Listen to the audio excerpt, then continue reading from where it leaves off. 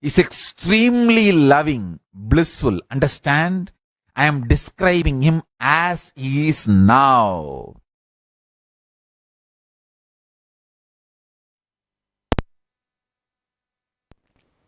Yes, welcome back. What a way of describing Bhagavan Sri Maha Ganapathi. Listening to the revelations directly from the Supreme Pontiff of Hinduism, who is the very living manifestation of Paramashivam, who is the very embodiment of Maha Ganapathi himself. The very space of Maha Ganapathi simply becomes our reality. When the Supreme Pontiff of Hinduism describes in the most jovial way how in complete completion and joy and bliss Bhagavan Ganesha is, even mischievous and naughty, and at the same time most compassionate, beyond even our own scale of judging compassion. His very state of perpetual completion becomes our reality. Simply the smile starts manifesting on our face, and our whole space just shifts.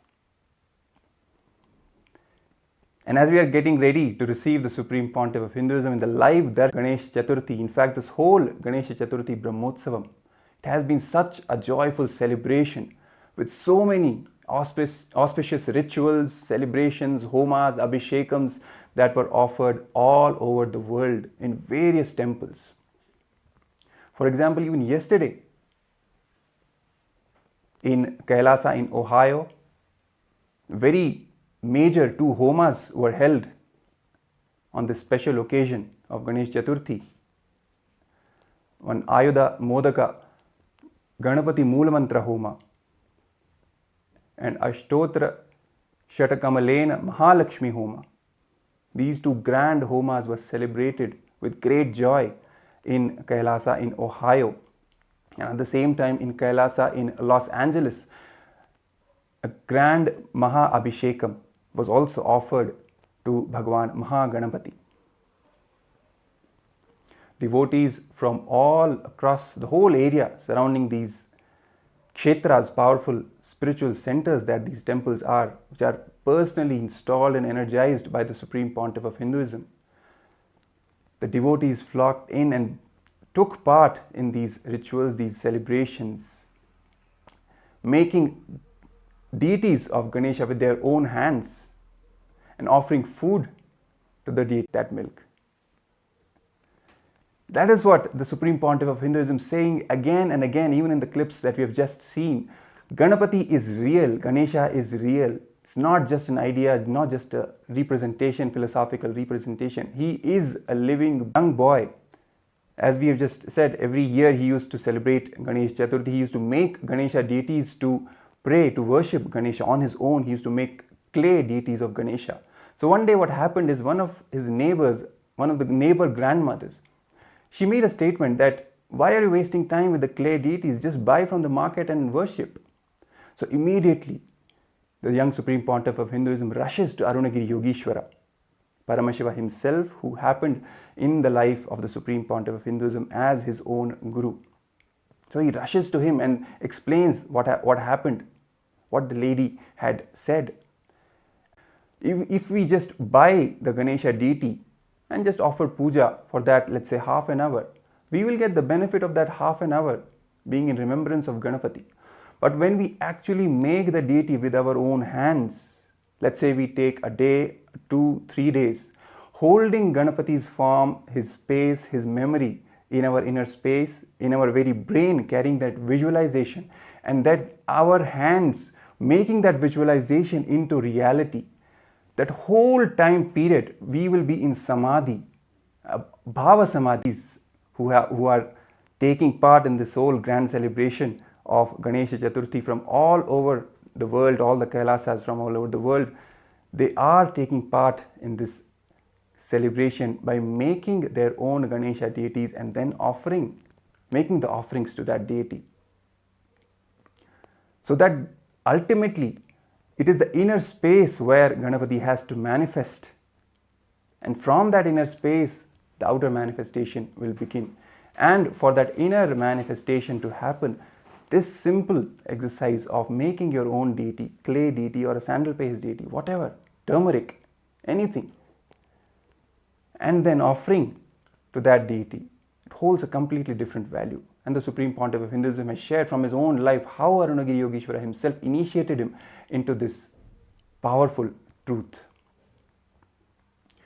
And we will be projecting the pictures of these celebrations from Kailasas all over the world, the global temples, especially Kailasa in Ohio, Kailasa in Los Angeles, showing you how the grand celebrations have been happening, have been taking place with the Maha Abhishekam, with the Homas, with the devotees feeding the Ganesha, making the Ganesha with their own hands, feeding, offering the food, having the prasadam,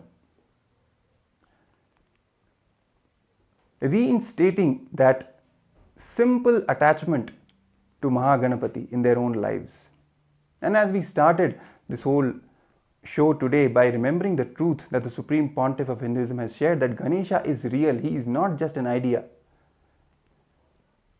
He is not just a representation of some philosophical truth of intelligence or this or that. No, all those are just poisonous ideas which are meant to destroy our simple connection, simple bhakti with our deities, our chosen Ishtadevatas.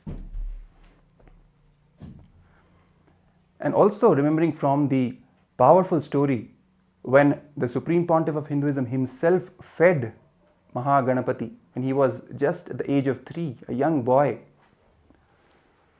The whole experience as it went, initially he had the intention that Ganapathi should eat the food that he is offering, but initially he was not eating. So the young boy, the Supreme Pontiff of Hinduism, he started intimidating the Ganesha, his Ganesha deity, threatening that I will throw you in the well if you don't eat. All these things that he did, but ultimately none of that worked. Finally, he got a click from the life of the sage Nambiyanar Nambi, how he did ultimate tyaga, and then from that space he approached Maha Ganapathi. That click both of them into Vitarka state, where you have simple connection. There is no logic, and at the same time there is no wrong logic itself. Logic would be, yes, I am offering, I am devoted, Ganesha should eat. Wrong logic should be threatening, for example, what happened. He went through both of these and then beyond with that click and entered into the space of Vitarka, into the Bhava Samadhi of that deity.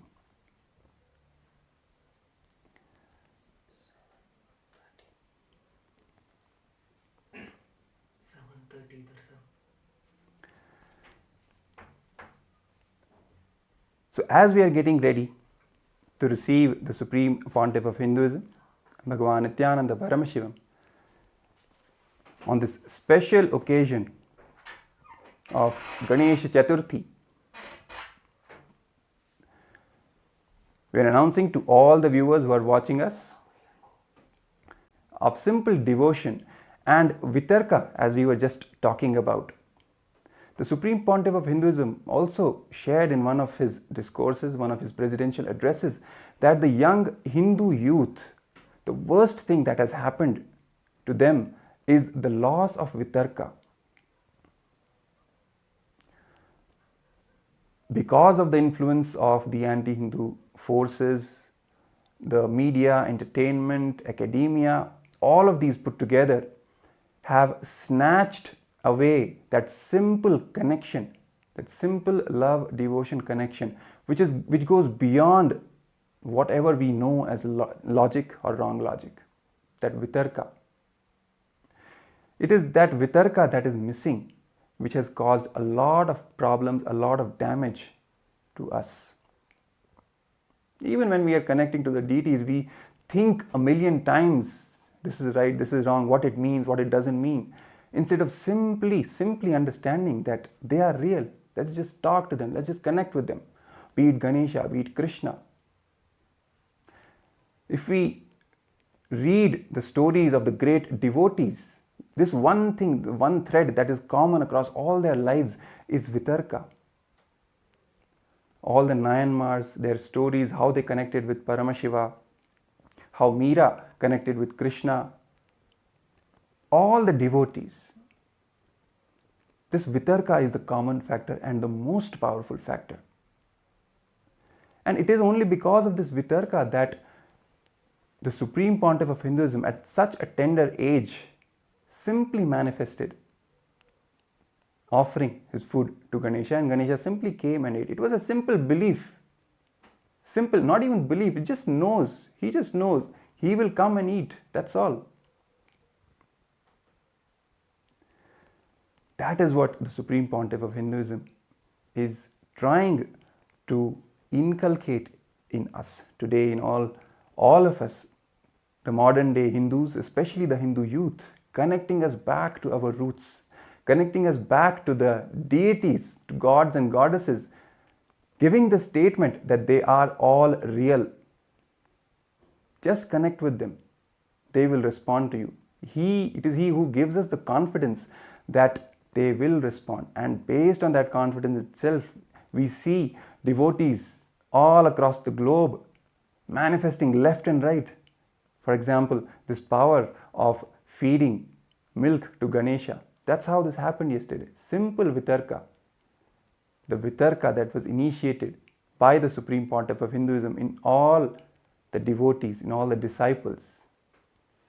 With that Vitarka, simply connecting with Ganesha, with Maha Ganapathi, and he comes and receives the offerings that we are making. Let's also watch another small clip of the Supreme Pontiff of Hinduism talking about standard time. So be ready. Let's watch this small clip of the Supreme Pontiff of Hinduism sharing and revealing the truths about Bhagavan Sri Maha Ganapathi. Ishvara Samarambam Nithyanandeshwari Madhyamam Asmadacharya Paryantam Vande Guru Paramparam.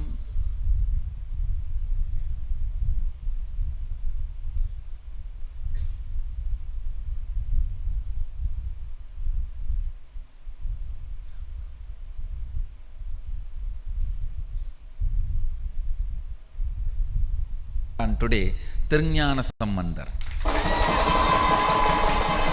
It is Avani Chathurthi.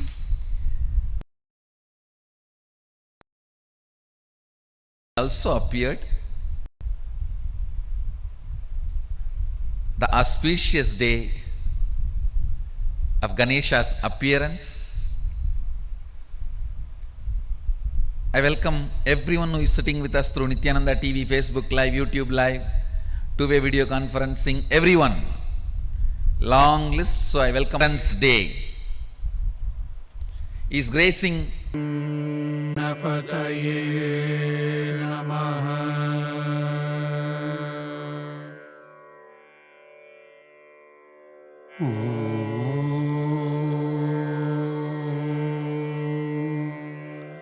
Gam Ananda Ganapataye Namaha.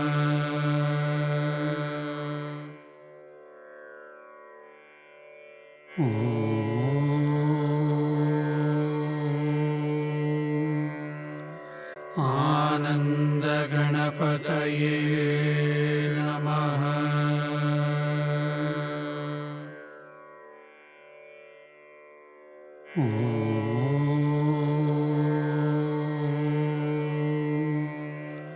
Gam Ananda Ganapataye Namaha.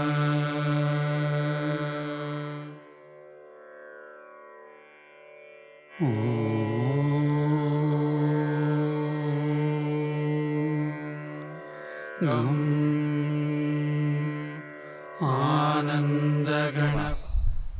in the Bangalore Adinam. So I welcome everyone. Listen, spontaneous completion celebration. Just see him, you will be joyful. He's embodiment of joy with a big belly and nicely sitting and nicely enjoying food. You can see this very form very clearly shows he's a worry-free guy and no worries, no sufferings, no pain, nothing. Very happy about himself, very happy about the universe, very happy about his happening, everything. I tell you,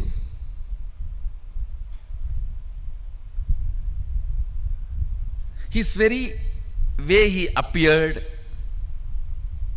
the way he happened, if you see the whole story, English, the Aravanam in Tamil they say, the leaf you make as a paste and decorate on your mehendi, they call it. The haldi which she applied breathes life into it, and the child is playing around outside. She says, I'm going for a bath, just be here. Then Sadashiva walks in. Some of the stupid interpretations say Sadashiva did not recognize his own son. How can it be? Who recognized the whole universe? How can it be? No. He knows he need to add his part into him.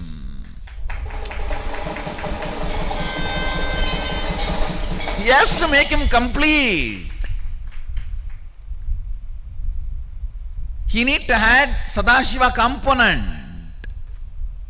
into him. He was so happy. He just need to add his component. So he playfully picks a fight with him. Hey, who are you? That fellow says, hey, who are you? You are coming to my house? You are asking me, who are you? I am the owner of this house. You are not letting me inside. In that playful fight, he removes the ignorance of Adi Ganapathi. Understand? He removes the ignorance of Adi Ganapathi. Because he is made of only the matter, Adi Shakti, Prakriti. Now Sadashiva need to add the Purusha, the bioenergy into it. Devi pulled only her muscle memory and made the body and biomemory and gave the life. But Sadashiva has to add the bioenergy. So he just removed the ego. Then Devi comes and says, come on, do what you want to do now. Add what you need to add. Then he tells, all right, go and get any head you get. The first head you see, get it. They bring the elephant head. So he fixes and adds his bioenergy. And once the baby is complete, Shiva himself breathes life into it. See, somebody who can breathe life into the person, he will not recognize who he is. So you need to know the whole significance of the story, the whole truth behind the story. Then Ganesha becomes complete. Ganesha becomes a spontaneous completion celebration. Actually, it was early morning, just before Brahma Muhurta. Devi makes Ganesha, and before sunrise, Sadashiva fits the new body, new head, and by sunrise is complete and appears as Maha Ganapathi, and is a spontaneous completion, symbol of spontaneous completion celebration, then whole Kailasa celebrates the arrival of the first son of Sadashiva and Adi Shakti.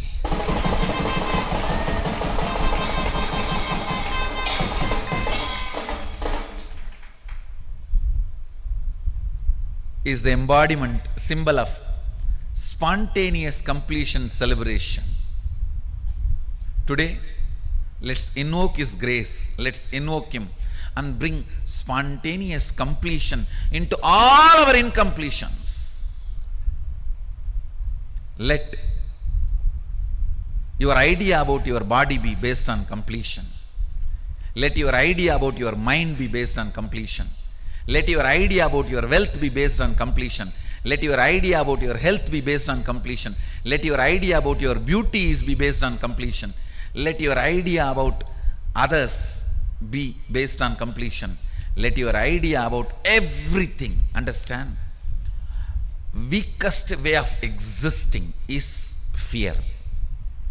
Let that fear be blasted by Maha Ganapathi's spontaneous completion celebration. Invoke him. He is easy to. Nithyananda, yes. And as we just witnessed this powerful revelation from the Supreme Pontiff of Hinduism, describing the grandeur, the magnificence of Bhagavan Sri Maha Ganapathi and this intense space of completion that he carries and bestows upon all his devotees, all the disciples who worship him, who approach him with humbleness, with surrender. He just, as the Supreme Pontiff of Hinduism just said, he just blasts all their powerlessness, all their fears with his spontaneous completion. The Supreme Pontiff of Hinduism has again and again stressed upon this truth that completion is the very foundation of our lives. Not even a single moment we should allow any incompletions inside us, any powerlessness inside us. The moment we start allowing incompletions, the moment we start giving legitimacy to the incompletions inside us, it is like we declaring that we don't have any control over our own life, which is actually not true. It is just the state of irresponsibility that gets induced in us by the delusion of these incompletions. So the moment any incompletions come, the moment they arise in us, simply remembering our Guru, the Supreme Pontiff of Hinduism, who is the very embodiment of Maha Ganapathi's space of perpetual completion. Simply that prasada of spontaneous, instant completion happens inside us, without any need to logically go through all the whatever it is, the thoughts, the thought currents to reach any conclusion. No. Simply a simple decision to complete induces that space of completion. When we just realize that all the incompletions are not even real in the first place, they are just delusion made up by our mind. So we don't even have to fight them, just ignore them. It makes them completely redundant. And we come back to the space of spontaneous completion. As even we were talking about earlier, Maha Ganapathi's form, when he holds the Pasha and Ankusha in his two hands, Ankusha is the power of unclutching. The moment any incompletion arises, simply unclutch from that. And we fall back into the state of completion, of restful awareness. Joyful, energetic, excited, working on different things, different projects, taking on multiple things at the same time. Then where is the time of even giving time to any incompletion? From his own life, he shares a story of when he organized the Ganesh Chathurthi festival for the first time. That's how the whole journey began. Along with his friends, his neighbors, the way they organized the whole festival, the grand celebrations, each and everything was taken care of. The Supreme Pontiff of Hinduism at that young age involved himself in all the aspects. He was a painter, and even in Kailasa's Nithyananda Gurukul, this is one practice which forms the very foundation of the life of the kids, of the Gurukul kids. They're encouraged to involve in various activities without any idea of this is their thing or this is not their thing, this is what I am good at, this is what I am not good at. No, that is not even a part of the vocabulary in Kailasa's Nithyananda Gurukul. All the 64 arts, all the kids have to take part in. Energy, with joy, with bliss. It induces completion from moment to moment in our lives, and we see our life expanding, expanding, expanding every moment. This spontaneous completion, this bliss, this joyful expansion and involvement in life is the prasada that Bhagavan Sri Maha Ganapathi gives to all of us. From his own inner space, he bestows upon all his devotees this prasada of instant, spontaneous completion, of completion itself, and makes completion happens in all of us. Stressing upon this point, how important completion is, how powerful completion is. Not even a single moment of incompletion is worthy of being entertained in our inner space, because it simply doesn't belong there. It is not even real. This power of completion is what Bhagavan Sri Maha Ganapathi is the embodiment of. It's the power of completion, power of consciousness. When we feed food to Maha Ganapathi and he accepts it and he graces us by receiving it, by having that food, it is simply he initiating us into the power of our consciousness, making us realize that we are much more than just this body and mind. We are the consciousness and we have the power over entire Prakriti, entire matter. This power of consciousness over matter, which the Supreme Pontiff of Hinduism initiates all his disciples and devotees into. This is what is the fruit of Maha Ganapathi, directly becoming a part of our inner space. As a modaka in the lower left hand, all these four things which he holds in his four hands are also a representation of the four tattvas of integrity, authenticity, responsibility and enriching. The pasha, the rope that he holds, signifies the power of integrity,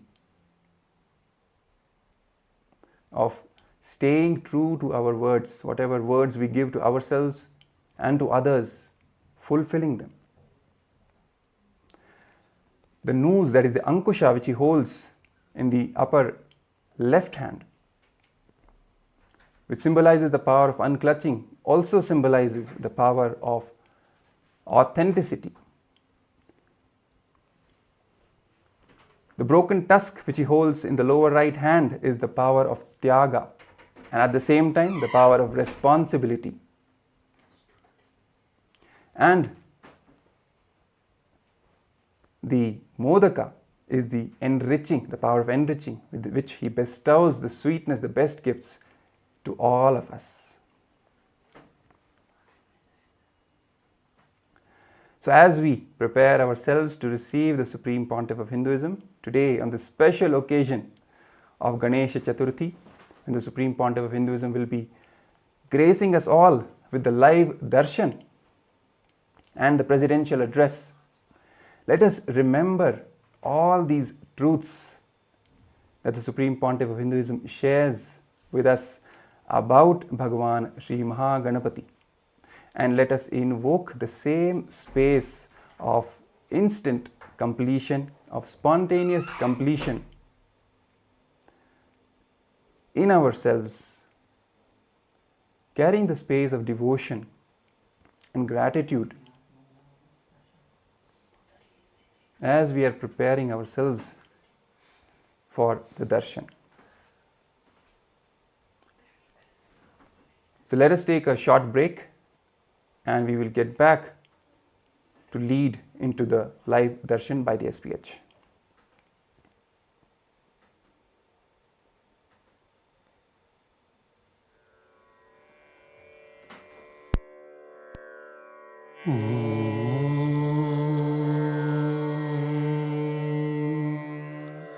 गं आनन्दगणपतये नमः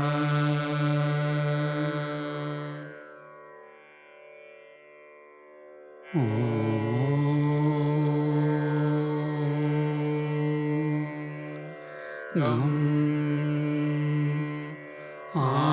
आनन्दगणपतये नमः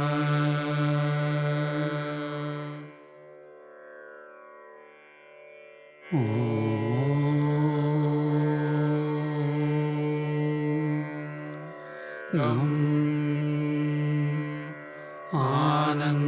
आनन्दगणपतये नमः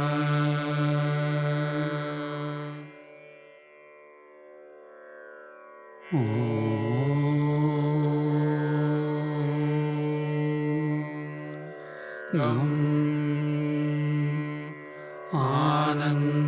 आनन्दगणपतये नमः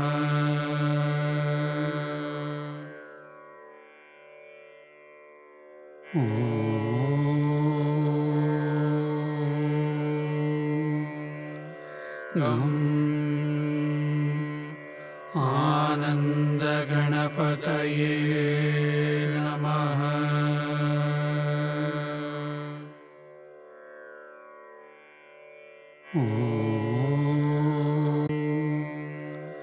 गं आनन्दगणपतये नमः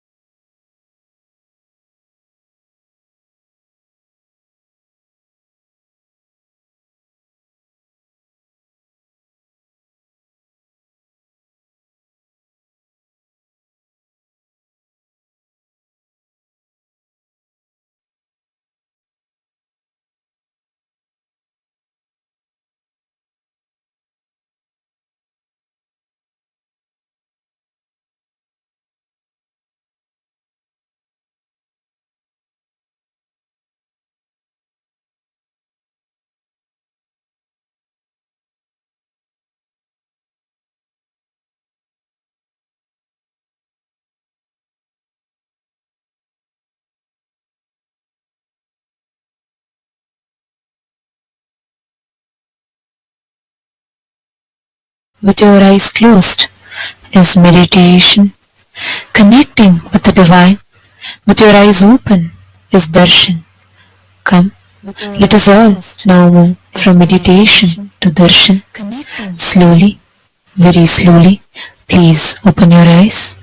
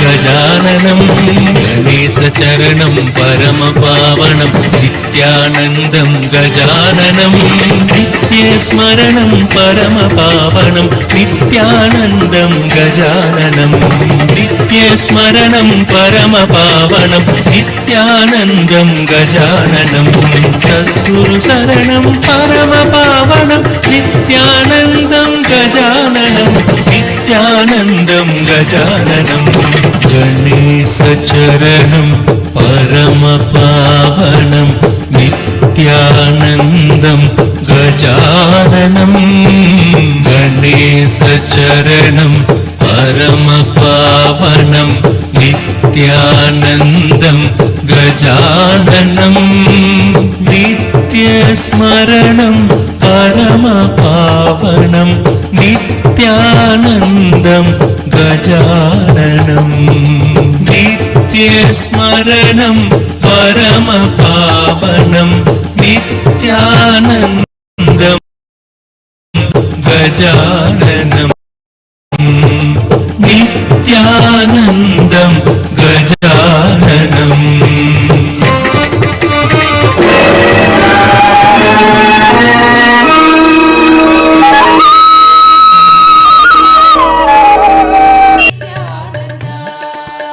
प्रथमनमामि नित्यानन्दा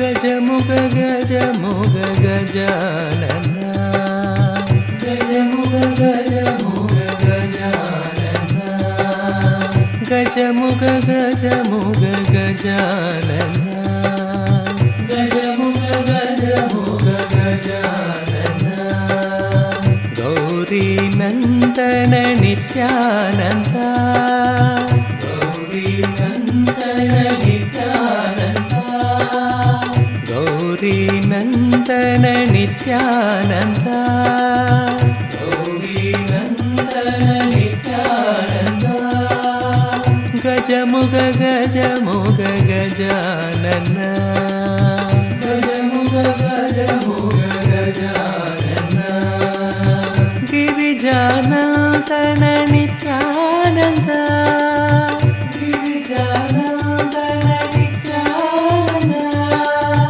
గిరిజానందన నిత్యానంద గిరిజానందన నిత్యానంద గిరీశనందన నిత్యానంద గిరీశనందన నిత్యానంద గిరీశనందన నిత్యానంద గిరీశనందన నిత్యానంద గజముగ గజముగ గజానన గజముగ గజముగ గజానన గజముగ గజముగ గజానన గజముగ గజముగ గజానన గౌరీ నందన నిత్యానంద గౌరీ నందన నిత్యానంద గౌరీ నందన నిత్యానంద గౌరీ నందన Nityananda గజముగ గజముగ Gajanana గజముగ గజముగ Gajanana గిరిజానందన Nityananda గిరిజానందన Nityananda గిరిజానందన Nityananda గిరిజానందన Nityananda గిరీశనందన Nityananda గిరీశనందన Nityananda గిరీశనందన Nityananda గిరీశనందన Nityananda గజముగ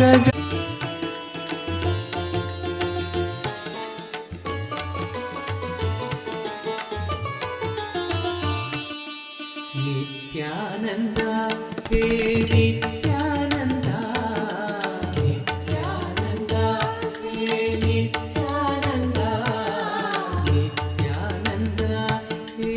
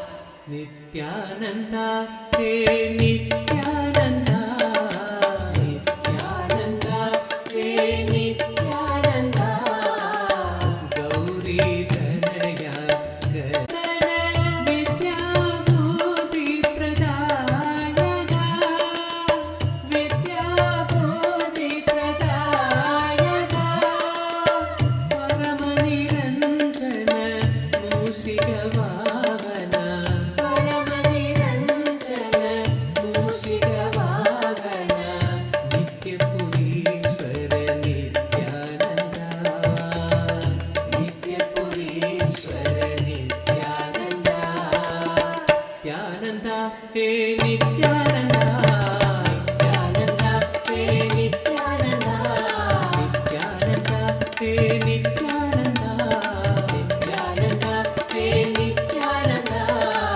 Gauri Dhanaya Gajanana, Gauri Dhanaya Gajanana, Nithyananda, Hey Nithyananda, Nithyananda, Hey Nithyananda, Gauri Dhanaya Gajanana, Gauri Dhanaya Gajanana, Nitya Purishwara Nithyananda, Nitya Purishwara Nithyananda.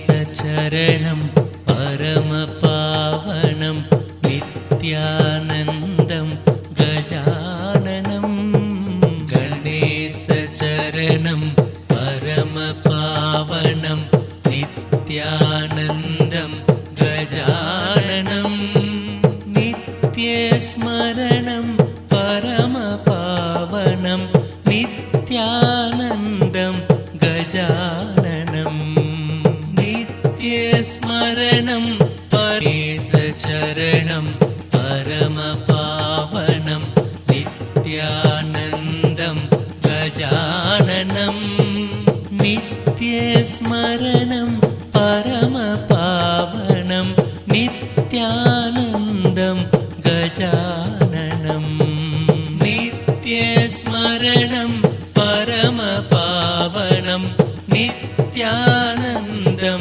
गजाननं, सद्गुरु शरणं परमपावनं नित्यानन्दं गजाननं, सद्गुरु शरणं परमपावनं नित्यानन्दं गजाननं, भवभयहरणं परमपावनं नित्यानन्दं गजाननं, भवभयहरणं परमपावनं नित्यानन्दं गजाननं.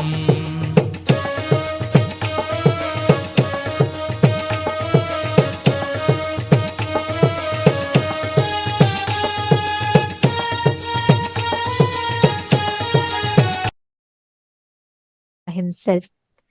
And today, all of us are being blessed with this most auspicious darshan. And also on this occasion, we'd like to take a few minutes to walk you all through the different platforms through which you can ask your boons, prayers, blessings, requests, all of them directly to Swamiji. The first one being YouTube. You all can click and scroll down and you'll be prompted with a WhatsApp icon. Click on it, join the WhatsApp community, and through your WhatsApp, you can directly post your prayers, boon requests, and gratitude messages directly to Swamiji. Twitter, you can head to x.com and go to Kailasa's SPH Nithyananda Paramashivam, the official Twitter handle. You'd have to go to the pinned tweet of that particular handle and you'll have to reply tweet to that particular pinned tweet with any questions that you would like to request, any subject that you would like to request Swamiji to reveal further on. Please use the hashtag #AskTheAvatar, the follow button if you have not yet done so. so that you don't miss out on any of the latest updates and the photos of the Supreme Court of Hinduism. Click on the profile picture. You'll be led to a live stream, and right under the live stream, you'll be seeing the live chat icon. Click on it, post your prayers and requests directly as a comment so that you can receive the blessings from Swamiji. The next being Facebook. All of you can head to Kailasa's SPH Nithyananda Paramashivam, the official Facebook page. Don't forget to like and follow, and you will receive all the latest news, events and updates from Kailasa on the Facebook page. And also you can go to the live stream of that particular Facebook page, and you can post all your prayers, all your blessings requests, messages of gratitude and love to Swamiji on that under that comment section of that particular live video. And today, all the participants that are sitting here, yesterday, Swamiji had revealed some of the most powerful insights, and I would say the grand vision that Swamiji is envisioning through the revival of the responsible democracy of Kailasa, which is already starting to take effect. The immediate effects are starting to take action. So every one of you that are actively voting for in your respective houses of parliament, Raj Sabha and the Chit Sabha, please remember, as the Supreme Pontiff of Hinduism himself envisioned yesterday, the grand vision that Swamiji is spearheading through this, reviving, restoring the responsible democracy, and most importantly, planning the future ministers and heads of these respective houses of parliament in the respective local Kailasas. And each of you that are listening to this, all the born Hindus and practicing Hindus, take a few minutes of your time spent in becoming part of this everyday voting. By doing so, you are being part of one of the most important aspects of one of the most important revival of the responsible democracy. Each of us, you might be from any part of the world. Right now, we literally have Hindus practicing, living Hindus from across the globe, from literally all the time zones that are here gathered with us. And the Supreme Pontiff of Hinduism, who is spearheading this effort, uniting all the Hindus, the 2 billion Hindus, the born, living and practicing Hindus from across the world, through this responsible democracy system where each one of us are empowered with the right knowledge, and based on the responsibilism that we show, we are made as a part of the co-government of Kailasa, where, as we all know, Swamiji had revealed to us how Hinduism has the powerful cognitions, and through the empowerment and the powerful cognitions Swamiji is giving on this, but for humanity at large. Today we learned a very important subject. We learned about the 11 genders. Gender identity has become a huge crisis that the modern day is currently having a divided stance on this, and there's a lot of discussions, and Paramashiva, who's reviving and gifting this most sacred science from Hinduism to the whole world through the revival of 11 genders. Swamiji revealed one of the most unique and important principle of Hinduism. So many of you had also posted how you feel that this knowledge is too precious and has to be taken to the world, and how it is going to help resolve some of the most important modern day issues. So, keeping this in mind, this is going to be the voting topic for today. And just a reminder for everyone, all those who want to be a part of this grand revival of Kailasa and be a part of this governing body of Kailasa, yesterday Swamiji had told how Swamiji has already started choosing people based on the responsibilism that each one shows, the responsible activism that each one shows. And here, and Swamiji also mentioned how based on how actively you are participating in the voting, whether it is the Rajya Sabha voting, which is open to all the Hindus across the world, be it born Hindus or practicing living Hindus. It is open for everyone, including the SJP Kartas, Yajamans, and Sarvanya Pitadishwas, like everyone. This is open for revival of responsible democracy, and take some time to visit the website events.kailasa.org/Hindu-votes and please cast your vote. The question is, how important is it to promote awareness within the society regarding the existence of 11 genders and initiating dialogues on this topic?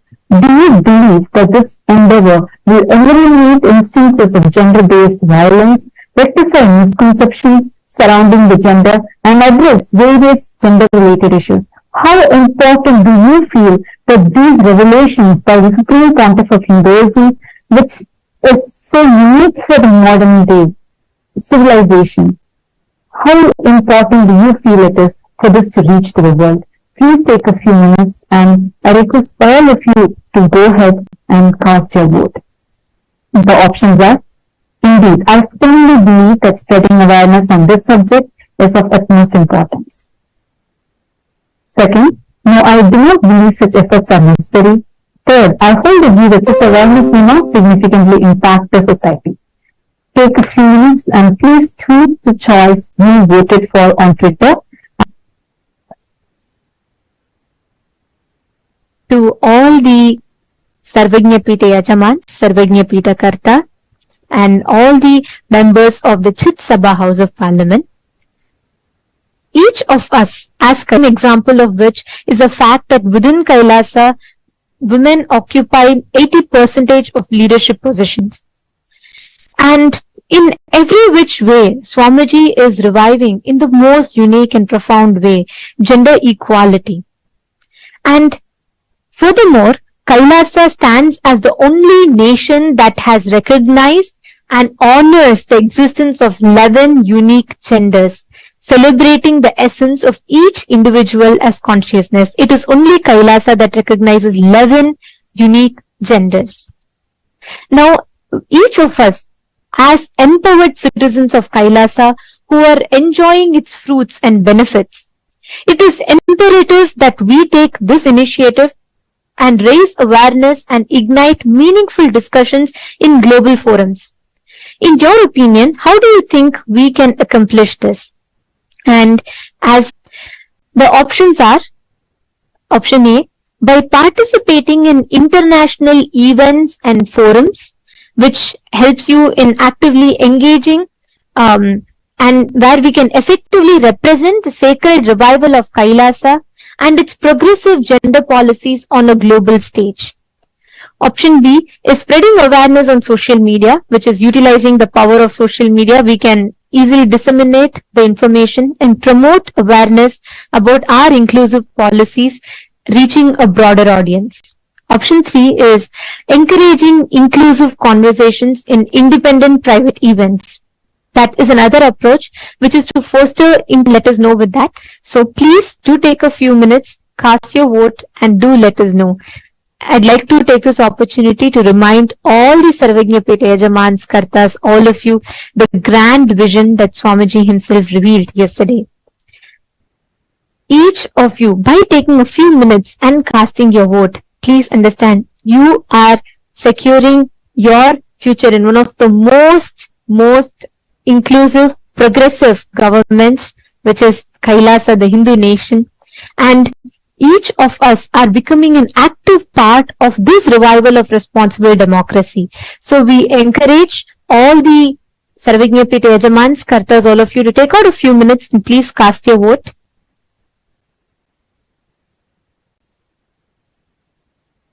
Yes, you can get the boons and blessings from Swamiji himself.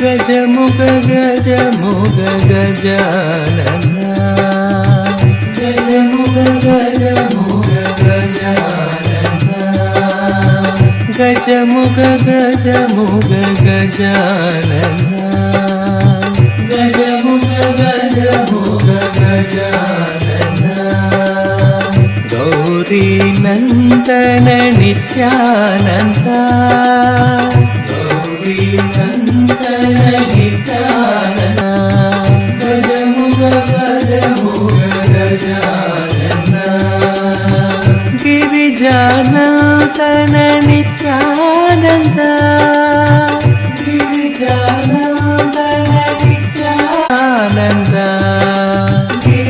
गिरीशनंदन Nityanand गिरीशनंदन Nityanand गिरीशनंदन Nityanand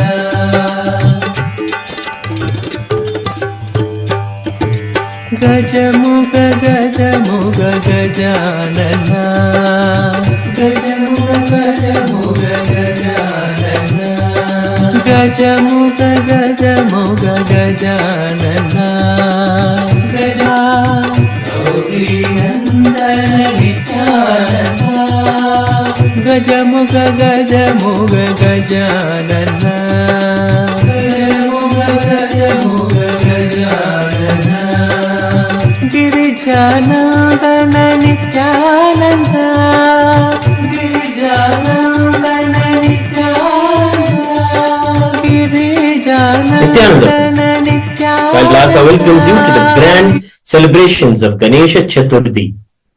Kailasas around the world are celebrating with the deities of Maha Ganapathi and the Supreme Pontiff of Hinduism, Bhagavan Nithyananda Paramashivam.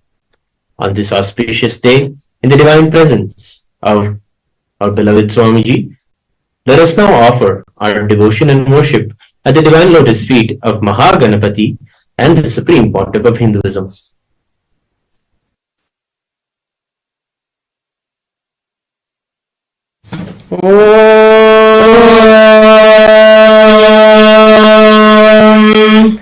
एकदन्तं शूर्पकर्णं गजभक्तं महोदरं पाशाङ्कुशधरं देवं ध्यायेत् सिद्धिविनायकम्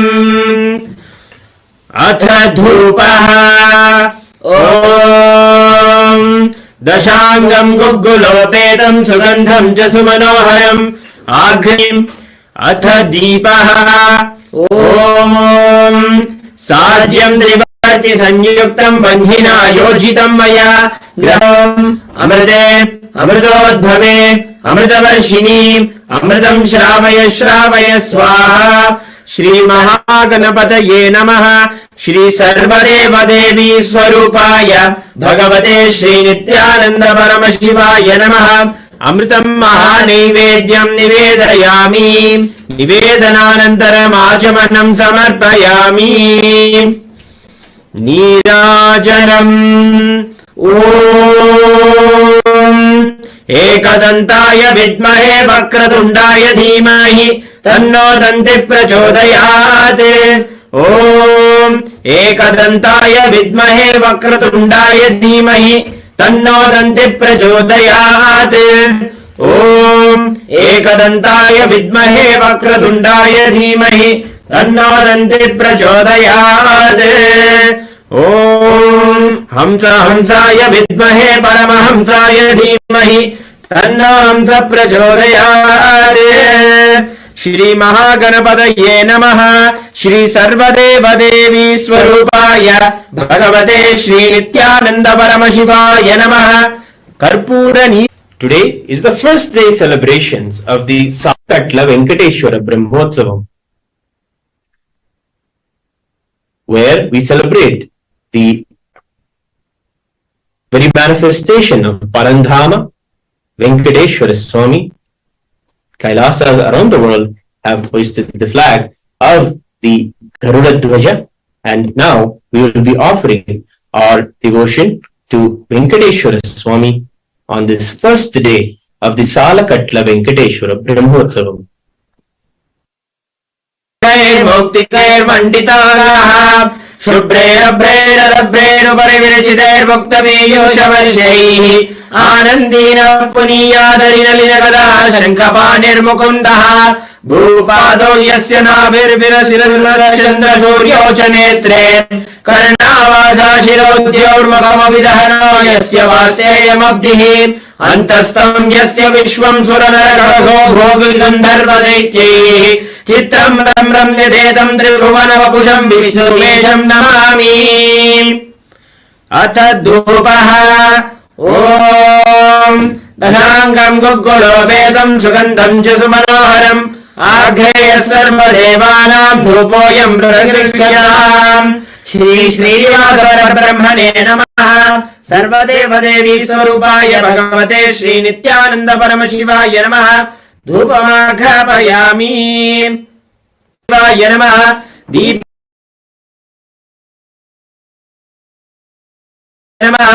दीपं सन्दर्शयामि। अत नैवेद्यम् ॐ अमृते अमृतोद्भवे अमृतवर्षिणि अमृतं श्रावय श्रावय स्वाहा। श्री श्रीनिवास परब्रह्मणे नमः। श्री सर्वदेवदेवी स्वरूपाय भगवते श्री नित्यानन्द परमशिवाय नमः।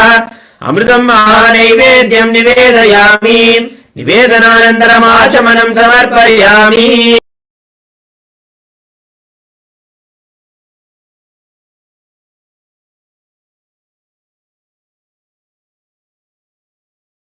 श्रीवेङ्कटनिवासाय श्रीनिवासाय मङ्गलम्। श्रियकान्ताय कल्याणनिधये निधयेऽर्थिनाम्। श्रीवेङ्कटनिवासाय श्रीनिवासाय मङ्गलम्। श्रियकान्ताय कल्याणनिधये निधयेऽर्थिनाम्।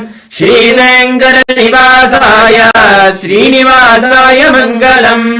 कर्पूरगौरम् करुणावतारम् संसारसारम् भुजगेन्द्रहारम् सदा वसन्तम् हृदयारविन्दे भवम् भवानी सहितम् नमामि। भवम् भवानी सहितम् नमामि। भवम् भवानी सहितम् नमामि। शोणाद्रीशावताराय शिवशक्ति स्वरूपिणे श्रीकैलासप्रधानाय नित्यानन्दाय मङ्गलम्। दण्डत्रिशूलहस्ताय कालकालस्वरूपिणे श्रीकैलासप्रधानाय नित्यानन्दाय मङ्गलम्। सर्वाभयविनाशकाय शत्रुसंहाररूपिणे श्रीकैलासप्रधानाय नित्यानन्दाय मङ्गलम्। आदिपूज्याय देवाय सकृत्पूर्णत्वरूपिणे श्रीकैलासप्रधानाय नित्यानन्दाय मङ्गलम्। योगभट्टाभिषिक्ताय राजसन्न्यासधारिणे श्रीकैलासप्रधानाय नित्यानन्दाय मङ्गलम्। सार्वभौमैकपत्याय राजराजार्चिताय च श्रीकैलासप्रधानाय नित्यानन्दाय मङ्गलम्। मङ्गलम् कल्पवृक्षाय मङ्गलम् ज्ञानदायिने परमशिवाय श्रीनित्यानन्देश्वराय मङ्गलम्। मङ्गलम् श्रीविद्याम्बायै मङ्गलम् कामदायिन्यै सर्वमङ्गलदात्री नित्यानन्देश्वर्यै मङ्गलम्। पादुकार्पणमस्तु। ॐ नित्यानन्दम्।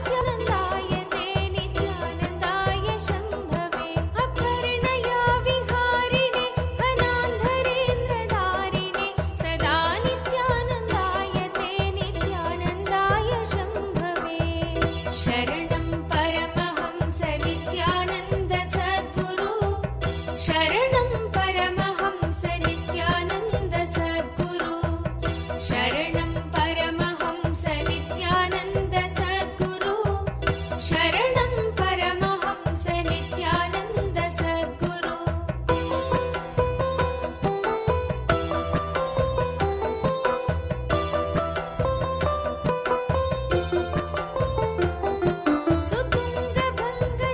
सुतुङ्गभङ्गजह्नजासुधांशु खण्डमौलये पतङ्गपङ्कजासु हृत्कृपीठयोनिचक्षुषे सुतुङ्गभङ्गजह्नजासुधांशु खण्डमौलये पतङ्गपङ्कजासु हृत्कृपीठयोनिचक्षुषे भुजङ्गराजकुण्डलाय पुण्यशालि बन्धवे सदा नित्यानन्दाय ते नित्यानन्दाय शम्भवे भुजङ्गराजकुण्डलाय पुनन्द सद्गुरु शरणं परमहंस नित्यानन्द सद्गुरु शरणं Paramhans Nityanand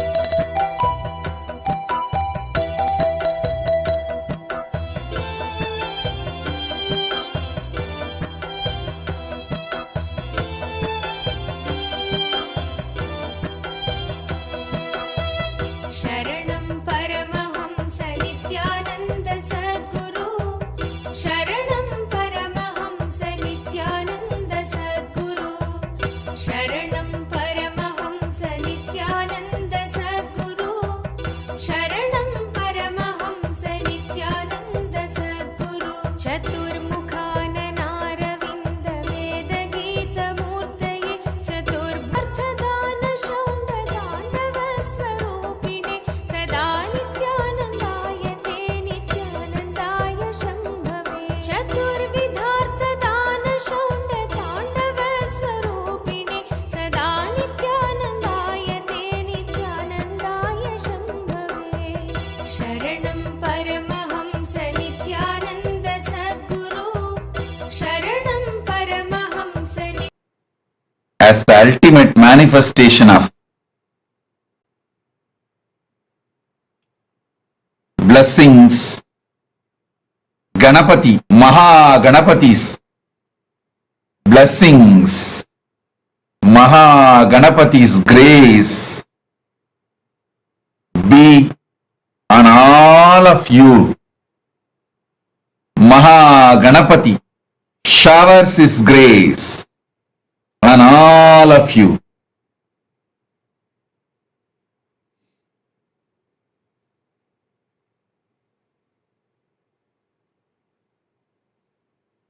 Let all the auspiciousness be on all of you. Sarva Mangala Praptirastu. Sarting. All obstacles be removed by the grace of Ganapati. Sarva Mangala Praptirastu. Sarva Mangala Praptirastu. Sarva Mangala Praptirastu.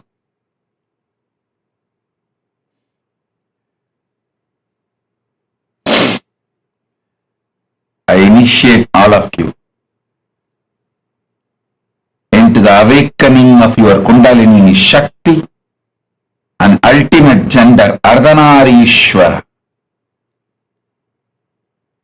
Now I'll install the 720 sacred sounds, mantras into your cell. The other alchemy products you have, turmeric, kumkum, sandal, all the alchemy products and aushadas and Krishnasila.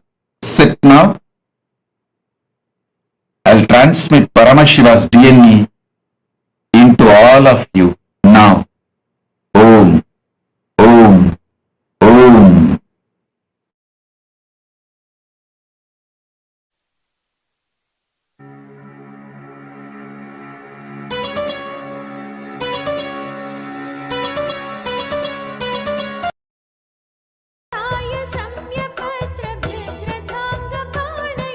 श्वसाधरेन्द्र चापशिञ्चिनीकृतानि नाशिने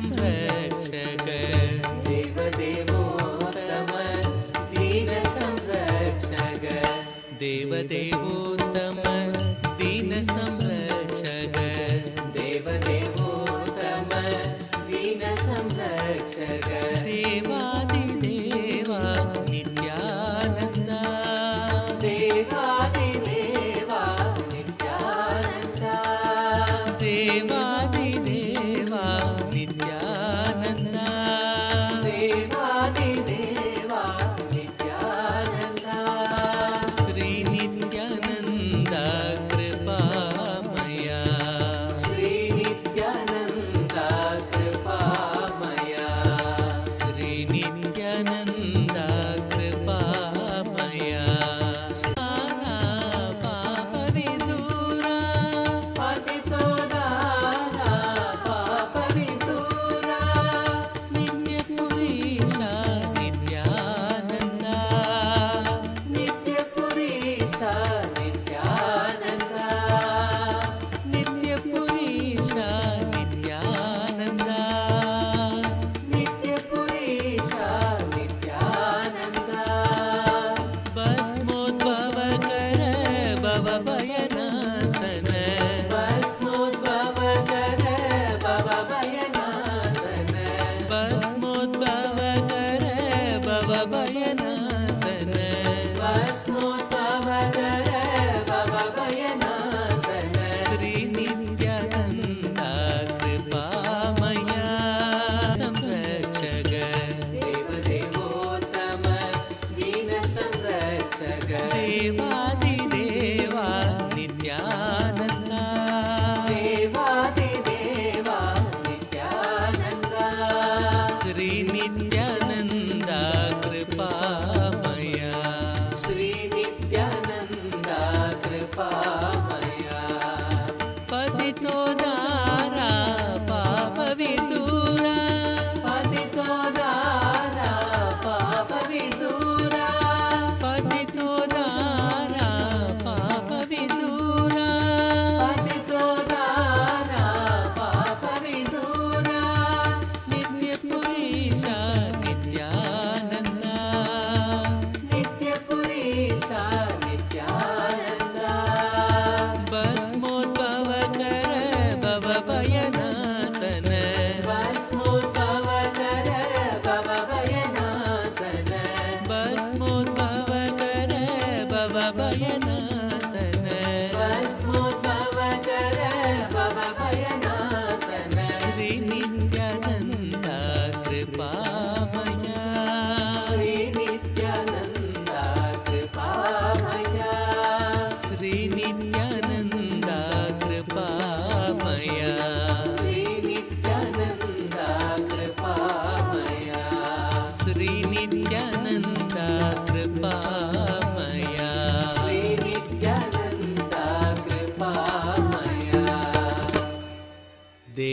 देवदेवोत्तम दीन संरक्षक देवदेवोत्तम दीन संरक्षक देवादिदेवा पापविदूरा पतितो दारा पापविदूरा पतितो दारा पापविदूरा भस्मोद्भवकर भवभयनाशन भस्मोद्भवकर भवभयनाशन श्री नित्यानन्दा कृपामया श्री नित्यानन्दा कृपामया श्री नित्यानन्दा कृपामया श्री नित्यानन्दा कृपामया देवदेवोत्तम दीन संरक्षक देवदेवोत्तम दीन संरक्षक देवादिदेवमया पतितो Dara पापविदूरा पतितो Dara पापविदूरा नित्यपुरीशा Nityananda नित्यपुरीशा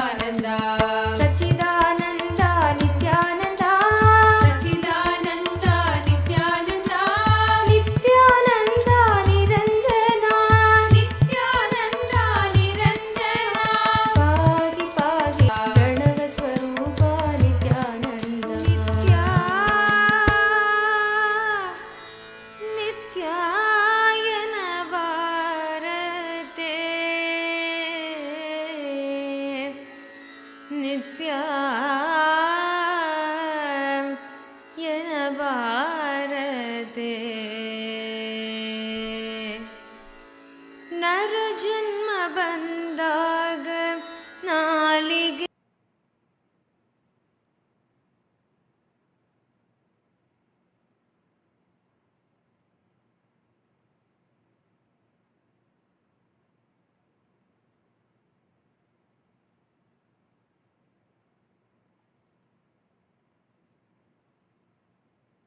Om, Om, Om,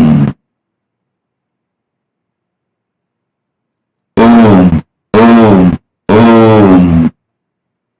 Jin Yang, Jin Yang, I accepted your Tulabara Seva, blessings for you. I accepted your gratitude and I accepted your Pada Puja. My blessings for your daughter Meera Ven. I'll completely heal her. Yin Yang, I'll completely heal your daughter Meera Ven. My blessings for your whole family. I'll shower you with oneness. I give you all the 6 boons you want. I'll shower your husband with wealth and EB5 investments will be returned. I'll take care. Don't worry. Yin Yang, I'll shower you with love, completion, fulfillment. Tatast. Liao Feng Chi. Liao Feng Chi. I accepted your Tulabaram and Kailasa in Taiwan happened. My blessings for your husband Chen Jian Sheng, and you will be very powerful enricher for Kailasa in Taiwan. Blessings. Asutosh Sharma. Asutosh Sharma, I accepted the Navanida Tulabaram you offered during Krishna Janmashtami. I'll fill you with auspiciousness. I'll shower you with wealth.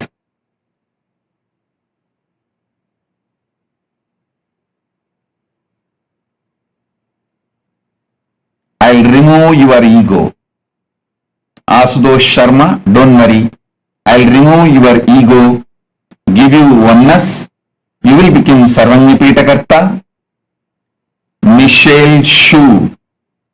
Michelle Shu, my blessings. I accepted your Pada Puja. I shower you with Sarvanyatva, knowledge, enlightenment, success, blessings for your mother, Guo Dien. My blessings for your mother, Guo Dien. My blessings.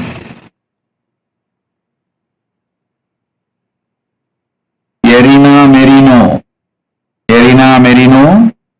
I accepted your Pratyaksha Pada Puja. I reside in your heart, so I will heal your heart, blood pressure, kidney and all obsessive patterns. I will shower you with wealth, make you Sarvanyapitakarta. Above all, I'll make you enlightened. I'll always be with you and shower you with all auspiciousness.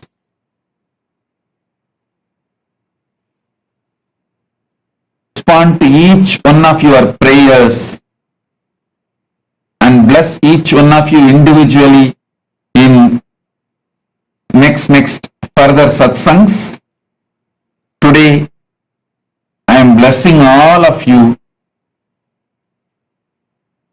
by accepting your gratitude, devotion, Pada Puja, Tulabara Seva, everything. I will also respond and bless every one of you individually, your prayers in further darshans every day. My blessings.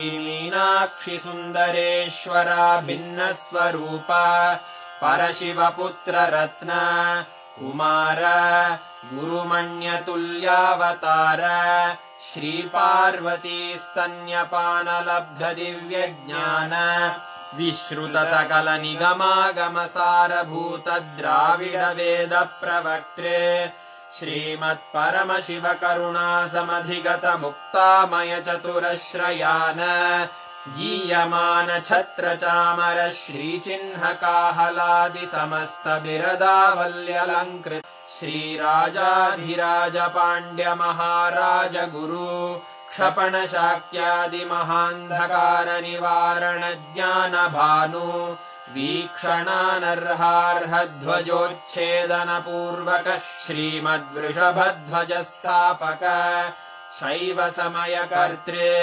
सर्वज्ञपीठारूढ श्रीजगद्गुरु श्रीज्ञानसम्बन्ध Desika स्वामि वागीश सुन्दर माणिक्यवाचक स्वामिनाम् अवतारभूत श्रीज्ञानसम्बन्ध स्वामि पुनरुद्धृत श्यामलापीठ सर्वज्ञपीठ त्रिनवत्युत्तरद्विशततम गुरुमहासन्निधान अरुणगिरियोगीश्वर परम्परागत अरुणाचल सर्वज्ञपीठ गुरुमहासन्निधान कैलास परम्परागत काञ्ची कैलास सर्वज्ञपीठ त्रयस्त्रिंशदुत्तरद्विशततम गुरुमहासन्निधान नित्योत्सव नित्यमङ्गल नित्यकल्याण नित्यरजित कैलास परम्परागत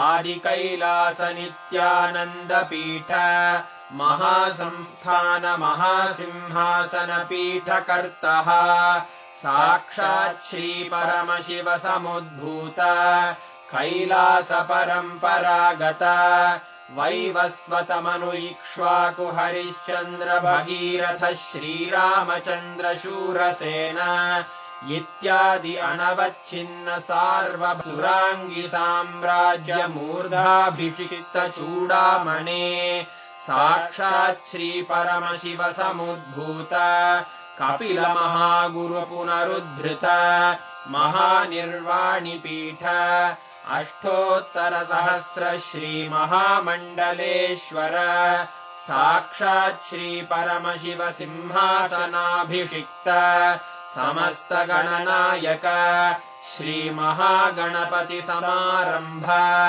अनवच्छिन्न पीठाधीश्वर गुरुपरम्परा प्राप्त अटलपीठ अष्टोत्तर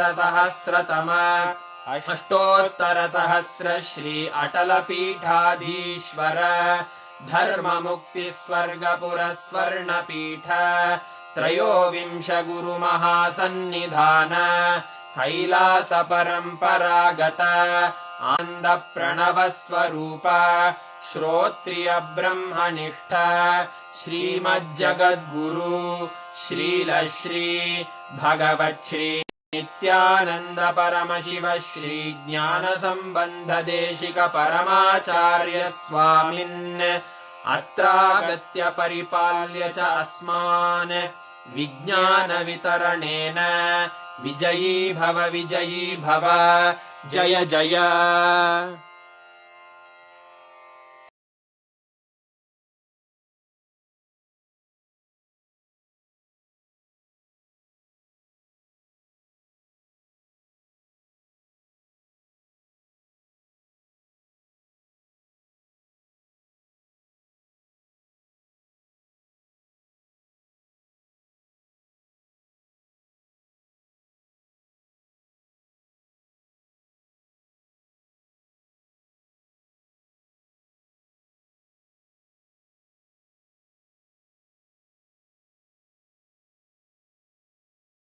beautiful darshan, Sarva Mangala, important aspects today.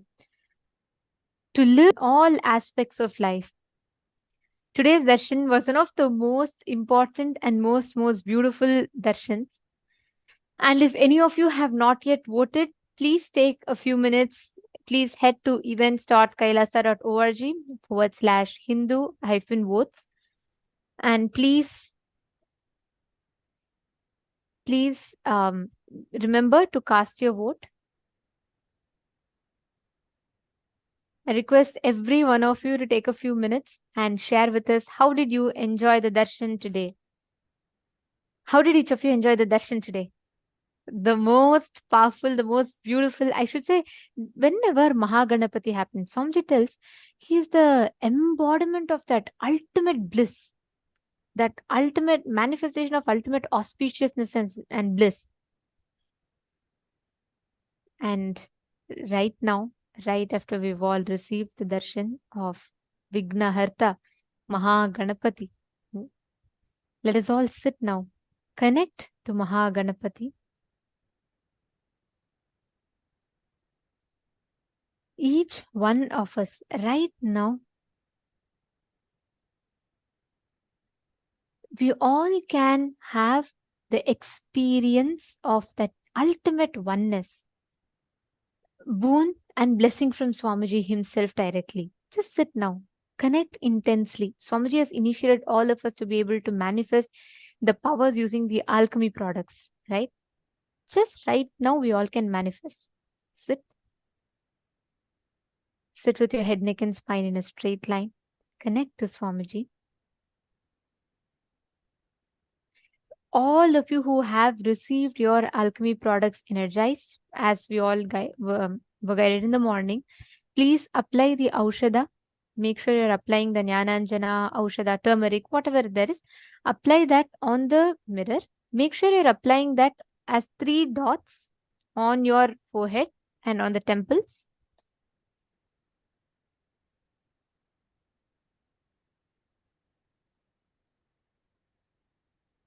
Yes. Now understand that mirror will act as literally like a transmitter, which means like how, with what clarity you will be able to see on your phone screen or your laptop screen. With that same clarity, if not even more, you will be able to see on the mirror. The mirror has a unique ability to receive and hold energy and transmit the energy. So what is going to be happening now is that right after you receive the energy, right after you receive the initiation, when you apply the Aushada, the whole mirror literally gets energized. And you will see the answers to all the questions that you have on the mirror. It's very simple. All you need to do is connect to Swamiji and just sit from that space of oneness. You will be able to start seeing clearly on the mirror. Understanding? Shall we all start? Please sit straight.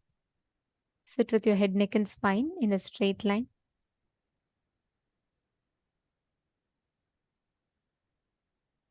Now, intensely chant the Mahavakya. Banyan tree. Any place that you want, you can scan through your third eye and you can have the darshan of it beautifully on the mirror. You will be able to see it with crystal clarity. First, make sure you're applying Aushada on the mirror fully. Apply Aushada on the 3 points on your forehead. Can I request each of you to please confirm once you've applied?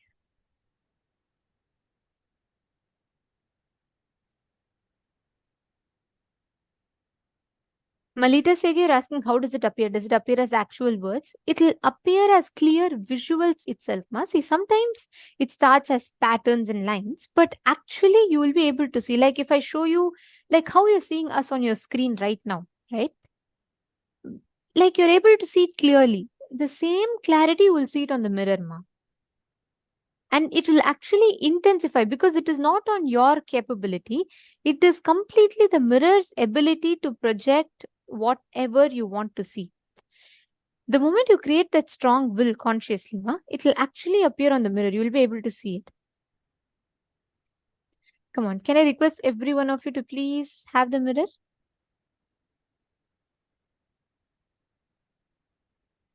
Now, consciously will for any place that you want to appear. It can be anything.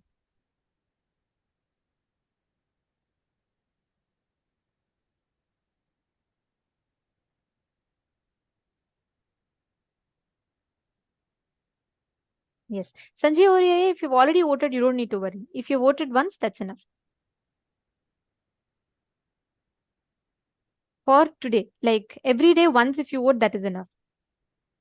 Every day we have a unique voting. So each day you have to vote for that day's voting. And if you have not been, let's say you missed yesterday's voting, so each voting is open for next 7 days. So you can go back and you can vote in whichever places you have not yet voted. Please go there and you can cast your vote.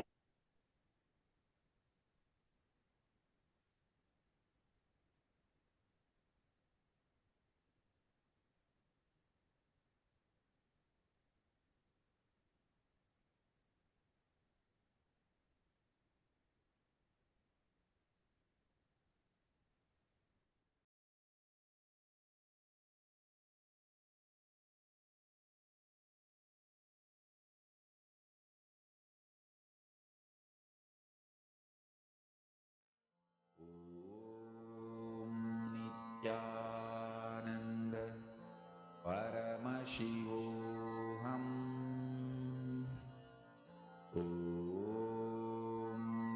Nithyananda Paramashivam Om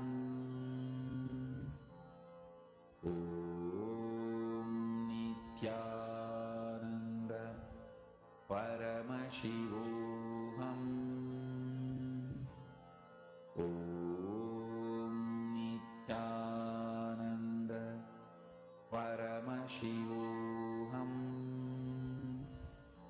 Om Nithyananda Paramashivam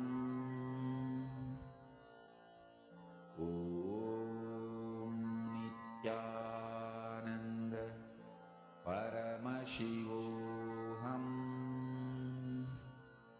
Om Nithyananda Paramashivam Om Nithyananda Paramashivam Om Nithyananda Paramashivam Om Nithyananda Paramashivam Om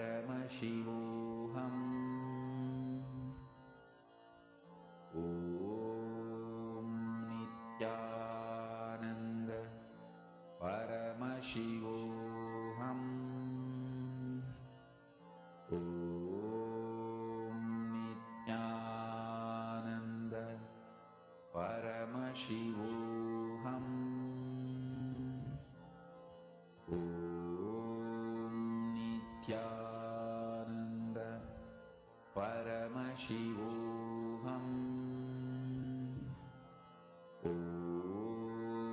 Nithyananda Paramashivam Om Nithyananda Paramashivam Om Nithyananda Paramashivam Om Nithyananda Paramashivam Om